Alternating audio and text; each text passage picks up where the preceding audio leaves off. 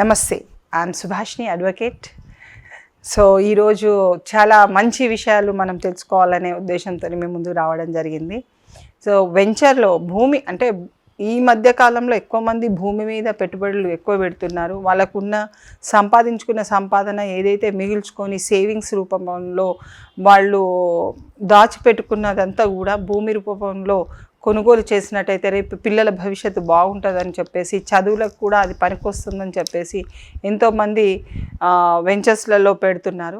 So వెంచర్స్లలో open plots మీద ముందు ఎలాంటి జాగ్రత్తలు తీసుకోవచ్చు అనేది కూడా మనం తెలుసుకున్నట్టయితే డెఫినెట్గా ఒక సొల్యూషన్ అనేది మన దగ్గర ఉండేది ఉంటే రేపు పొద్దున మనము ఏది కూడా మోసపోవడానికి ఆస్కారం అనేది ఉండదు.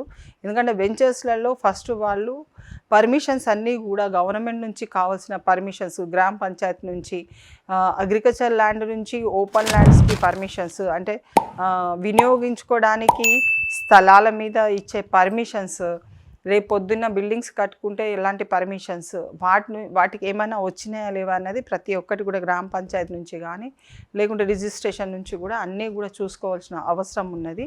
ఆ భూమి ఎవరి నుంచి వీళ్ళు కొనుగోలు చేసినారు, ఇంతకుముందు వాళ్ళు కొన్న భూమి ఎవరి దగ్గర నుంచి వచ్చింది అంటే 2 తరాలు 3 తరాల వరకు చూడవలసిన అవసరం ఉంది. ఎందుకంటే వాళ్ళు కనుక పూర్వీకుల నుంచి వచ్చిన భూమి వెంచర్ల కింద పెడుతున్నారు, లేకుంటే వీళ్ళే సగటుగా పర్చేజ్ చేసి వీళ్ళే వెంచర్స్ చేస్తున్నారా, లేకుంటే ఇంతకుముందు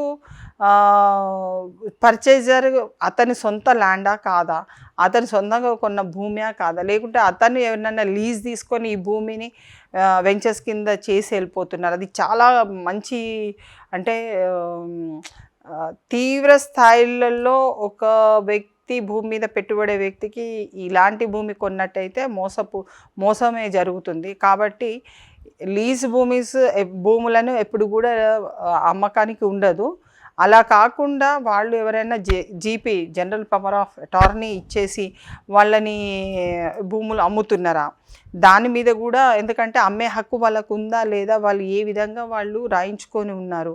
కొంతమంది ఎన్ఆర్ఐస్ ఉంటారు, బయట నుంచి ఉంటారు, వాళ్ళది ఇక్కడ కొన్ని ఎకరాలు భూమి కొనుగోలు చేసి పెట్టుకుంటారు, దీంట్లో అమ్మండి అని చెప్పేసి వీళ్ళు జీపీలు కొంతమందికి ఇస్తుంటారు.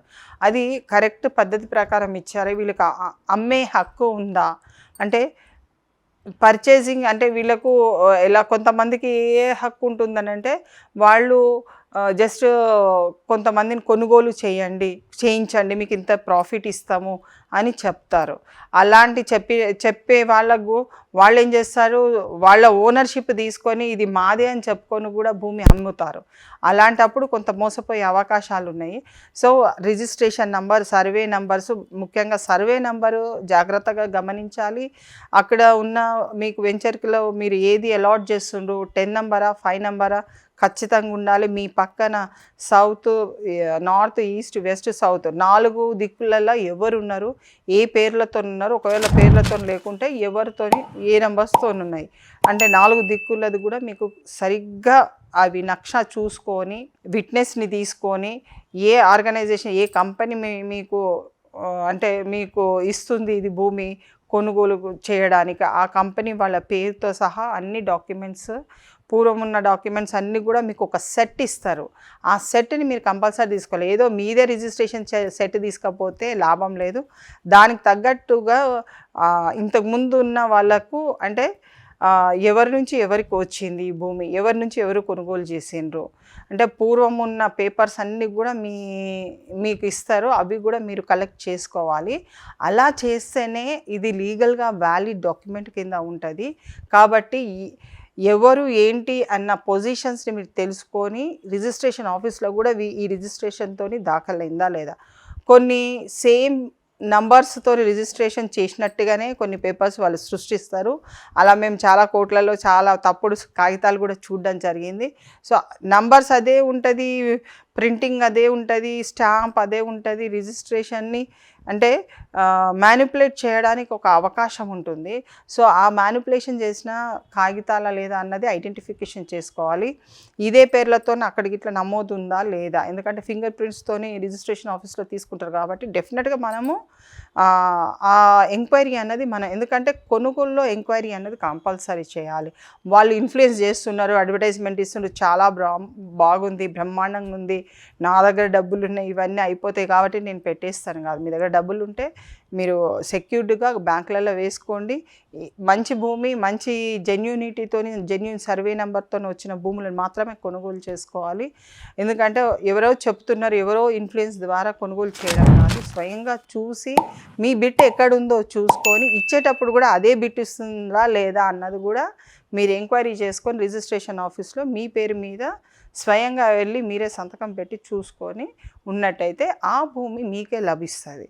లేకుంటే మనకు చాలా మటుకు మనం ప్రాబ్లమ్స్లలో వెళ్ళిపోతాం. ఎందుకంటే చాలామంది నమ్మకంతో ఫ్రెండ్స్ మీదనో లేకుంటే ఎవరైతే వాళ్ళకున్న బ్రోకర్స్, వాళ్ళ మధ్యన ఉన్న మీడియేటర్ ఎవరైతే ఉంటారో వాళ్ళ ద్వారా కూడా, వాళ్ళ మీద నమ్మకంతో కూడా వాళ్ళకే పైసలు ఇచ్చి రిజిస్ట్రేషన్కి పంపిస్తారు. వాళ్ళు కొంతమంది అక్కడ ఉంటారు, కొంతమంది ఉండరు. అన్న నేను వేరే వాళ్ళని పంపించినా నువ్వు వచ్చేసి సంతకం పెట్టేసి వెళ్ళిపో అనగానే వాళ్ళు వస్తారు, సంతకం పెట్టి వెళ్ళిపోతారు. ఏ భూమి ఎవరి మీద ఉంది, ఎవరితో ఇస్తున్నారు అస్సలు చూసుకోరు. కాబట్టి ఇలాంటి విషయాలలో కొన్ని జాగ్రత్తలు కనుక తీసుకున్నట్టయితే, ఇంట్లో ఉన్నారు భార్యకు చెప్పొచ్చు, తల్లిదండ్రులకు చెప్పొచ్చు, నేను ఈ భూమి కొంటున్నామని చెప్పేసి. ఎందుకంటే sudden death of the person కూడా చాలా వ్యాలిడిటీ. పైసలు ఇస్తారు, అన్నీ ఇస్తారు, రిజిస్ట్రేషన్ చేస్తారు, కానీ కాగితాలు ఇంటికి తేరు. అప్పుడే ఎవరో ఫ్రెండ్ దగ్గర పెడతారు. ఈ కాగితాలు వాళ్ళకి ముట్టుతాయి, ముట్టవు, ఇంట్లో వాళ్ళు చూసుకోరు. ఆ భూమి వేరే వాళ్ళకి ఎప్పుడో సంవత్సరం 2 సంవత్సరాల తర్వాత మీ నాన్న ఇక్కడ భూమి కొన్నారా మీకు తెలుసా అంటే కూడా అప్పుడు పిల్లలు ఎంక్వైరీ చేస్తే వేరే అతనికి వెళ్ళిపోతే అసలు అమ్ముడు కూడా అయిపోతుంది. కాబట్టి కొన్ని విషయాలల్లో, భూమి కొనుగోలు విషయాలలో, నగల కొనుగోలు విషయాలలో, కొన్ని విషయాలలో తల్లిదండ్రులు కంపల్సరీ పిల్లలకు చెప్పాలి. ఇక్కడ నేను కొనుగోలు చేసిన, ఇది ఇంటి పని కోసం అని, ఇంట్లో అందరి కుటుంబానికి నిమిత్తం నేను కొనుగోలు చేసిన, నేను డబ్బులు ఎక్కడ వేస్ట్ చేయట్లేదు అన్న భావనను కూడా క్రియేట్ చేసినట్టయితే, భూమి వివాదంలో కుటుంబాలు విచ్ఛిన్నమైన దాఖలాలు చాలా ఉన్నాయి. కాబట్టి అలా కాకుండా మంచి రహదారులన్నా వెళ్ళినట్టయితే ఈ భూ వివాదంలో కానివ్వండి, ఈ ప్లాట్ల వివాదంలో కానివ్వండి, కుటుంబాలు సయోధ్యాన్ని మంచిగా మలుచుకునే అవకాశాలు ఉన్నాయి. కాబట్టి దీంట్లో తప్పుడు స్టెప్ వేయకుండా ముందు జాగ్రత్తగా ఓపెన్ ప్లాట్లను కొనేటప్పుడు సర్వే నెంబర్స్ కానివ్వండి, లేకుంటే దాంట్లో ఉన్న వాళ్ళ భూములలో, అంటే ఇంకా ఈవెన్ ఎంఆర్ఓ ఆఫీస్లో కూడా ఈ భూమి మొత్తం కూడా, ఈ ఎకరం భూమి ఇంతకుముందు ఏ స్థితిలో ఉన్నది కూడా కనుక్కోవాల్సిన అవసరం ఉన్నది. Thank you.